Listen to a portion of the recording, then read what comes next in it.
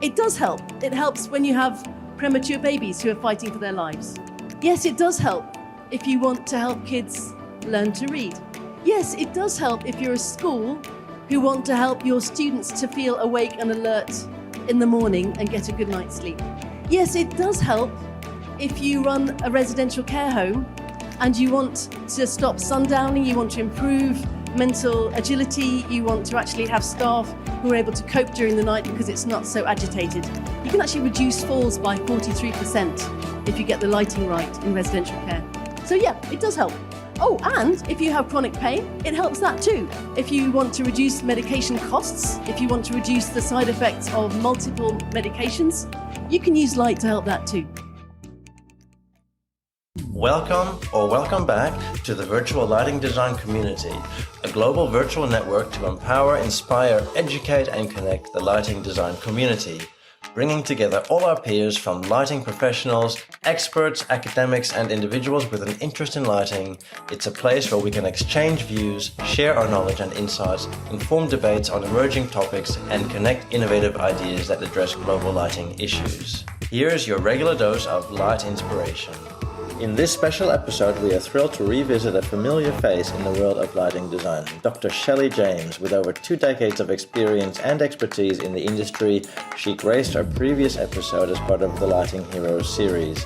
This time, we had the honor of capturing Shelley delivering a keynote presentation at this year's Guangzhou International Lighting Exhibition back in June 2023 in China. As a passionate designer, researcher and educator, Shelley has left an indelible mark on the field of lighting design with her innovative work showcased on global platforms such as London 2012 Olympic Games and the iconic Shard in London. Her innovative approach to lighting has earned her many accolades and recognitions, including the Lighting Designer of the Year Award from the Lighting Design Awards in 2015. Dr. James is also a passionate advocate for sustainability and the environment.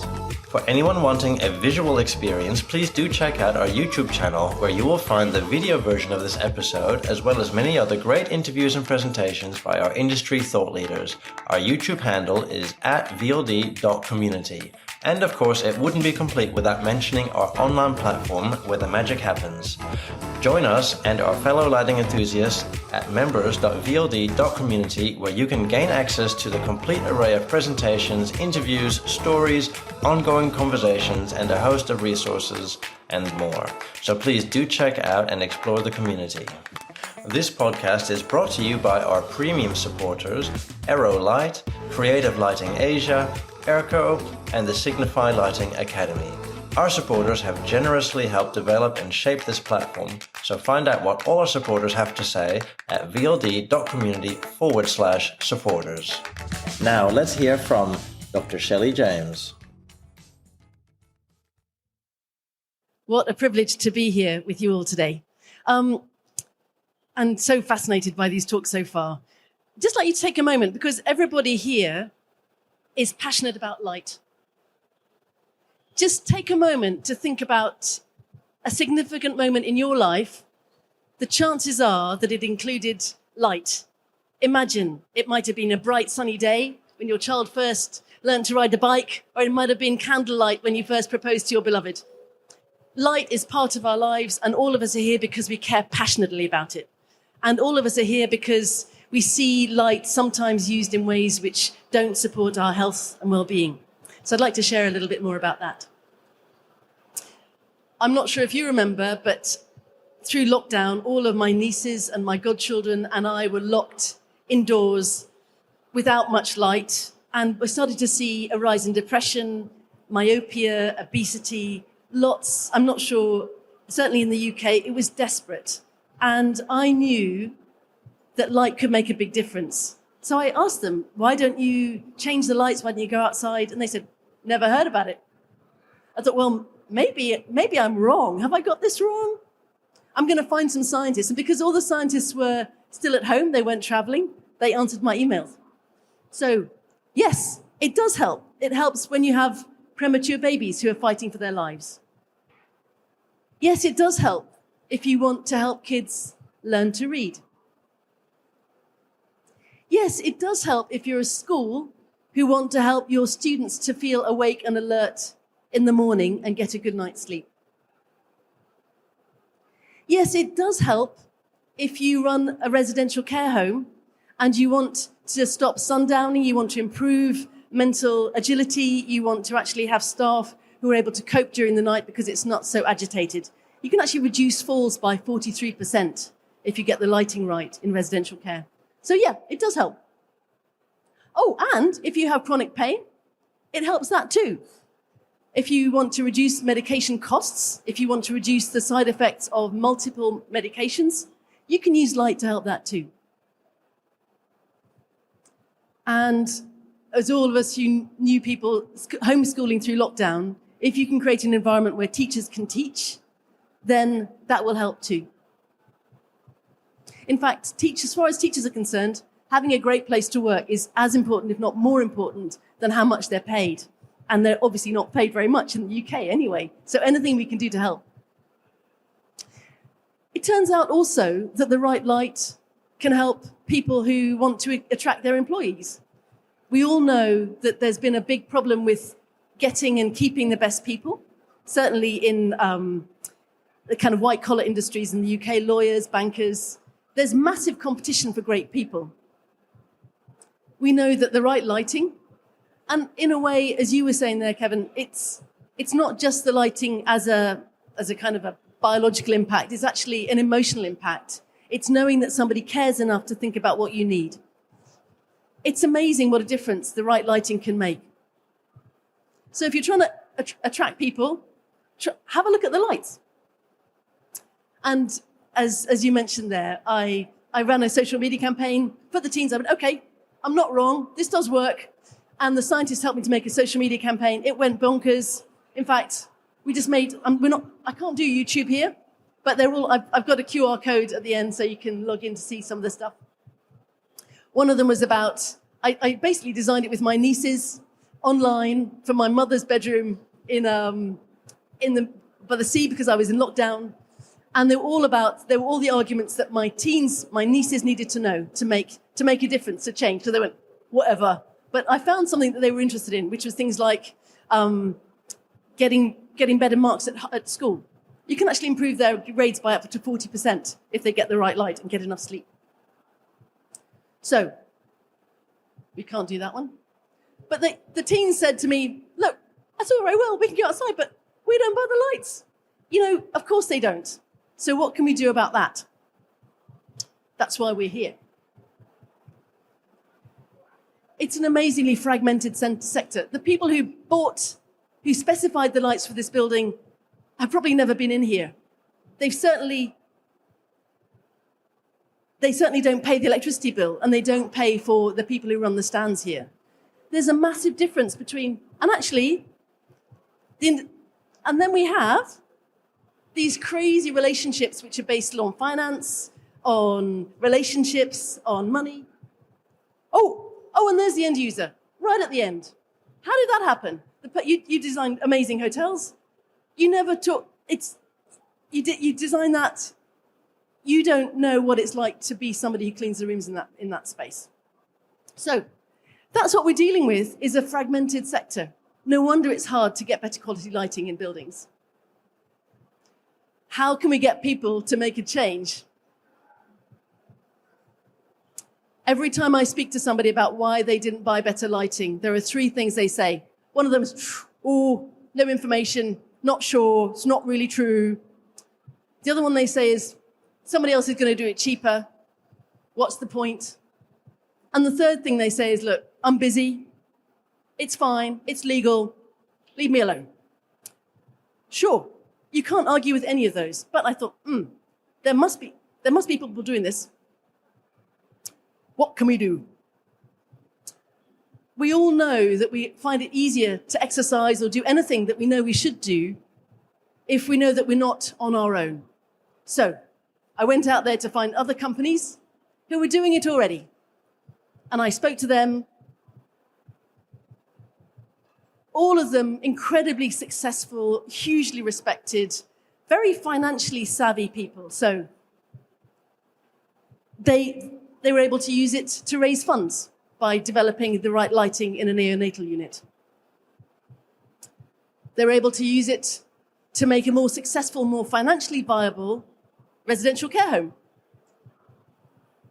They were able to use it to reduce the energy bill simply by thinking again about lighting that was on at the right time, referring to your point there, the right time at the... That's got to be all right. And staying in a gorgeous hotel, beautiful. But the money spent on materials is one thing. How about if you have gorgeous materials but don't spend money on the lights? That's got to be a waste. So I was lucky enough to work with people all over the world who said, yeah, actually, there is a good financial reason for this. And one social media campaign just went, loads of people. So I thought, surely, no, there are people interested in this topic. And then the TED thing, we've had 200,000, we've had lots of people. People don't find this boring, actually. So we're onto something if we want to do it right. But we all know in every choice that we make that very often it comes down to money. We want to reduce cost, but perhaps more importantly, we want something that's cost effective. Now, I don't know how many of you guys have got Macs or iPhones? Yep, some of you, yeah. Well, it's not the cheapest, is it? It's not the cheapest. And I was in Hong Kong yesterday and saw their store absolutely buzzing. They spend money on stuff. They spend money on the right stuff. And it pays off. So doing the same as everybody else and just ticking the box, it's not going to get you necessarily. It'll keep you alive, but it won't make you thrive. So what can we do now? So I was invited to be on the WELL advisory for light. I'm a WELL faculty, I'm a WELL advisor, because I know that these big decisions, like at Apple, they're made at the senior level. So I've been hosting a series of, and we know also that ESG, or environmental, social, and governance, is a big driver. You can actually raise money more easily if your company has good ESG performance. You can attract more people, you can actually save money on the environmental impact as well. And governance, like we know that if you don't provide good health and safety for your teams, they can sue you. So, it's a carrot and a stick here. So, host a series of those, great. But what about at the grassroots level? So, I've been lucky enough now with Kier. I worked with a big construction company, helping them to basically in the early stages of projects introduce better quality lighting for students with special needs. And we know it makes a difference. Okay. But the teachers, when they buy lights, they have 6 weeks to make a decision. It's horribly pressured. And the construction company goes in with a better quality idea. But they say, nobody else is doing it. Somebody else will come in cheaper. We won't get the job. So now what are we going to do? So what I'm doing now is working with some architects and some head teachers in schools around the country to run some workshops with them. And I've recruited a couple of MSc students from UCL who are now studying that as well, so we have some proper evidence. And we're going to present that to the Department of Education. So we're going upstream. We're getting the head teachers to shop differently. And actually, one school who used better quality lighting, they were able to raise extra money for special needs provision. So that's got to be good. Let's try another one. With the residential care sector, we know also that makes a big difference, huge difference. And it just transforms the lives of the staff too. So I'm now working with a team, an international team, including Canada, Oxford, Harvard, a bunch of others. I didn't put all the logos on there. And a care home, and we set up a PhD. And what I've also been doing is running online events where people who are doing this well and can talk about the benefits from there are people who shop for lights for old people's homes, and they can see that they can see why they're spending more money. And we know that you need to see somebody else doing it, and you need to know that it makes sense. So we're also finding it can actually help you to win prizes for staff retention and recruitment in the sector, which has a 30%, I think it's 30%, sort of gap in the number of people being employed. So if you can say this is a better place to work, you won't be up all night dealing with sundowning and people falling over. That's got to be good too. So what can we do as a sector? One of the problems with the sector, I find, and I don't come from the sector really, I'm a kind of a blow-in, is that we sell lights as a product. And we all know that if you want to get fit, having the shoes isn't the point. It's using them. And you can spend a lot of money on shoes, but you need to actually know what you bought and why and use them correctly. So as a sector, we need to move away from selling a human-centered product and actually into selling a solution which is based on the needs of the person using it. And I'm just going to quote from the brochure for this event, which is, the greatest challenge for the future is not the unknown, but the ability to think outside the box. If we realize that people aren't buying lighting, they're buying a health intervention, they're buying a staff recruitment tool, they're buying an energy efficiency tool, suddenly the money's coming out of a different pot. And that's got to be good. And finding ways together as a passionate and inspiring community to enhance the value of light. And ultimately, pragmatically, and I love the way they use pragmatically, it's not about tree hugging, it's not about something out there, it's actually, it makes sense financially. So, thank you very much indeed for your time.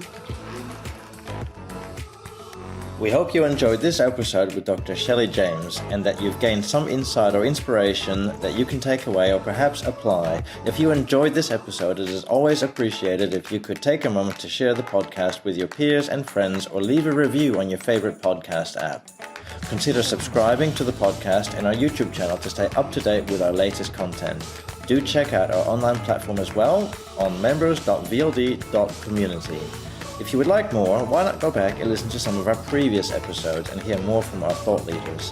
Thanks for listening, and we'll be back with more great presentations or interviews very soon. Catch you next time.